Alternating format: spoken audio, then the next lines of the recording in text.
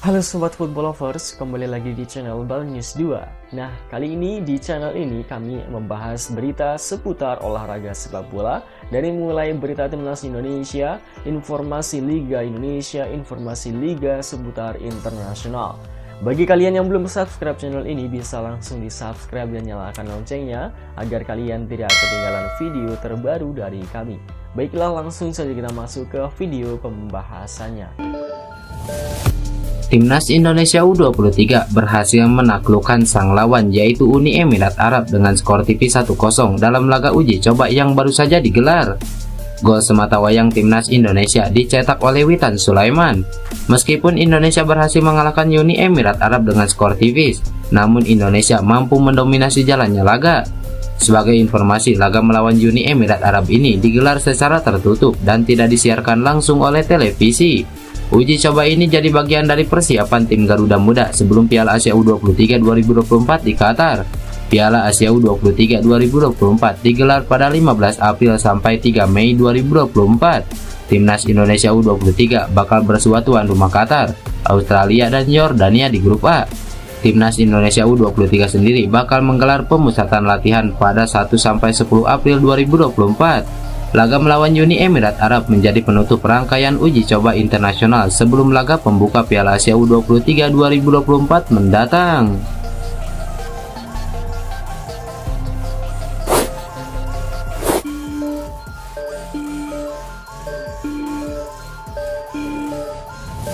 Hasil pertandingan uji coba Timnas Indonesia versus Uni Emirat Arab menjadi hal penting bagi perkembangan skuad Merah Putih. Pelatih Timnas Indonesia Sintayong menggunakan laga uji coba Timnas Indonesia versus Uni Emirat Arab sebagai pijakan sebelum memasuki Piala Asia U23. Dalam laga uji coba Timnas Indonesia versus Uni Emirat Arab, Sintayong membagi anak asuhnya menjadi dua tim. Secara bergantian, pemain Timnas Indonesia dicoba Sintayong agar pelatih asal Korea Selatan tersebut dapat menentukan formasi skuad Garuda. Setelah laga uji coba Timnas Indonesia versus Uni Emirat Arab, Timnas Indonesia masih memiliki 2 hari terakhir sebelum TC selesai, yakni hingga 10 April 2024. Waktu tersebut tentunya akan digunakan Sintayong untuk meracik komposisi Timnas Indonesia.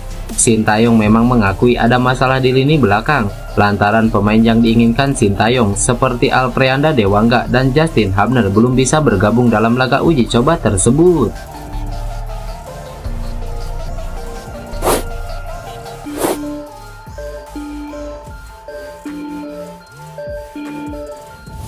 Timnas Indonesia masih gencar untuk memperkuat skuad mereka dengan masih melakukan naturalisasi kepada sejumlah pemain keturunan. Terbaru, kabarnya Timnas Indonesia akan menaturalisasi Kelvin Verdong yang berposisi sebagai bek kiri. Kehadiran Kelvin Verdong di Timnas Indonesia ini akan semakin memperdalam posisi bek kiri yang sudah dihuni sejumlah pemain. Namun, untuk sisi bek kanan tampaknya skuad Garuda masih belum banyak memiliki pemain. Untuk saat ini, hanya 2 pemain yang sering diplot pada posisi tersebut, yaitu Asnawi Mangkualam dan Sandy Walsh. Agar bisa memperdalam skuad untuk posisi itu, PSSI bisa menaturalisasi Kevin Dix yang saat ini bermain untuk FC Copenhagen. Sebagaimana dilansir dari laman transfermarkt.co.id, posisi utama Kevin Dix sebenarnya sebagai bek tengah. Meski begitu, ia juga bisa dimainkan di posisi lain, seperti tentunya bek kanan juga bek kiri. Kevin Dix sendiri dikabarkan sudah terbuka untuk bergabung dengan Timnas Indonesia.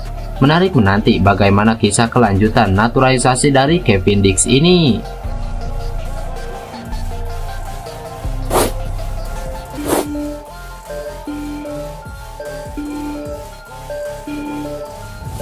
Pelatih Timnas Indonesia U23 Sintayong merasa bahwa semestinya Cerezo Osaka bisa melepas Justin Hubner ke Piala Asia U23 2024 di Qatar.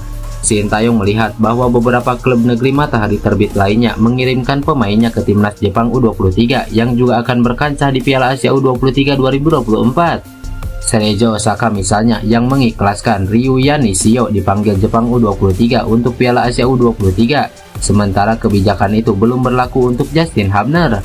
Pimpinan klasemen sementara Z League One atau kasta teratas Liga Jepang, Matsuda Zelvia, bahkan membiarkan 2 pemainnya untuk memperkuat Jepang U23 di Piala Asia U23.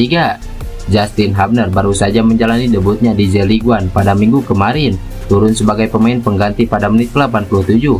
bek berusia 20 tahun itu membawa Sergio Osaka menang 1-0 atas Albirex Niigata.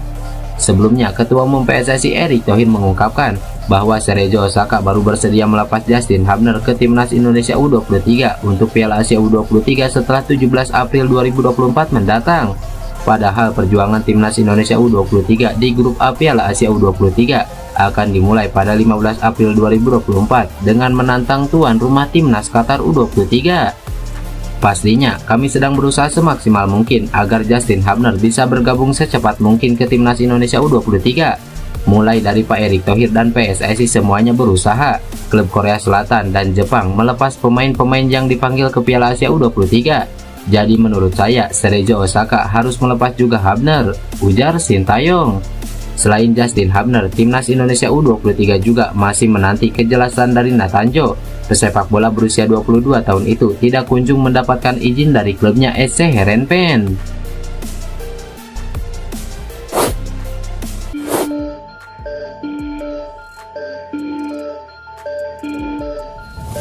Ketua Umum PSSI Erick Thohir memberi kabar baik soal progres naturalisasi Martin Paes.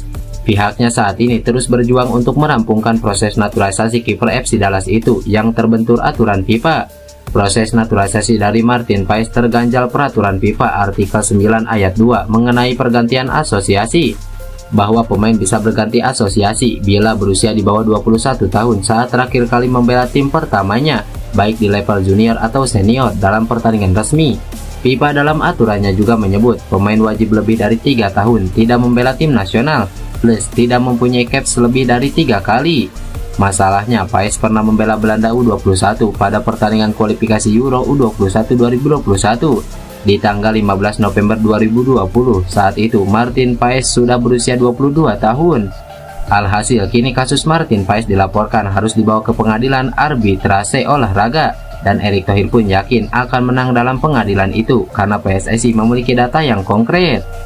Kita sudah konkret dapat data yang memang di kita. Ada bukti-buktinya, tinggal di mana ini itu, ia bisa menang. Kita semaksimal mungkin, ujar Erick Thohir kepada awak media. Martin Paes sejatinya telah menjalani proses naturalisasi sejak awal Januari 2024 bareng dengan Tom Haye dan Ragnar Oratmangun. Namun pemain asal FC Dallas itu tak bisa menjalani sumpah sebagai warga negara Indonesia bareng dua koleganya tersebut akibat terkendala aturan FIFA.